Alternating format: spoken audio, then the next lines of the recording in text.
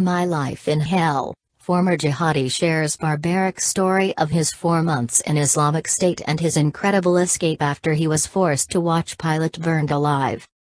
One morning in mid-January 2015, a small, furtive-looking man in a black hooded parka stood alone on the Turkish side of the Akçakale border crossing with Syria. The man glanced around uneasily, and finally approached a street sweeper in a blue jumpsuit. "I want to cross to the other side," he said. "What can I do?" The street sweeper demanded 75 Turkish lira and pointed to a small hole in the fence, not far from the main gate. The man paid him but hesitated. He had come a long way, and was now barely 10 meters from his destination, the dusty brown hills of northern Syria, where the Islamic State began. "What about the guards?" he said. "No problem," the street sweeper replied. "Just go." The man walked towards the hole in the gate. He bent down and squeezed through. On the other side, he began to run. One of the Turkish guards saw him and shouted.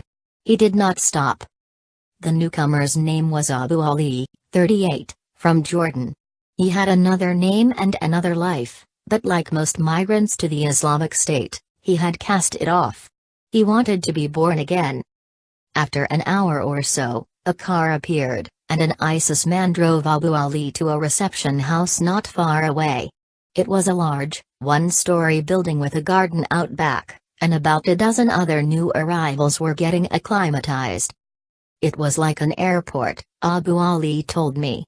"I saw Americans, English, French, people from other countries. There was only one Syrian." For the next 5 days, he slept on a mattress and talked endlessly with the other migrants, who mostly spoke English. The ISIS officials told them they were investigating their backgrounds. There were chickens in the garden out back, and the emir insisted that only the Americans and Europeans be allowed to slaughter them. It was training for killing infidels, he said. At the end of 5 days, the new recruits were told it was time to leave. Abu Ali got into a minibus with about 15 others into the Belaz Mountains, a dry, craggy range of dun-colored peaks to the east of the city of Homs.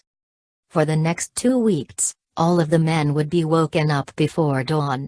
They would perform the dawn prayer, then go outside for running and press-ups before the Sharia lessons began at first light. The lessons were very basic, focusing on the difference between Muslims and non-Muslims, and the requirement to fight infidels and apostates. One night the emir in charge of the training course, a bald Syrian with pale skin who, in his previous life, had been a history teacher in Homs, said there was a special event in store. Once the men were all seated on the cave floor, the emir turned on the projector and a video flickered on the cave wall, an Arab man in an orange jumpsuit in a cage. Flames licked towards the cage, following a trail of petrol, and engulfed the man. A voiceover intoned that this was the Jordanian pilot Mos Al-Qassas, who had been captured after his plane crashed.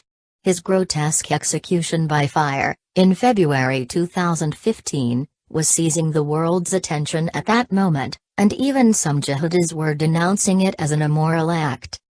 The emir stood up and explained that this pilot had dropped bombs on Muslims, and his execution by fire was a just retribution under Islamic law.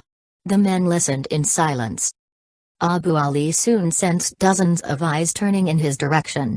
He was the only Jordanian there, and they all knew it. He had not said anything, but his horror at the video must have been visible on his face. The emir also stared at him,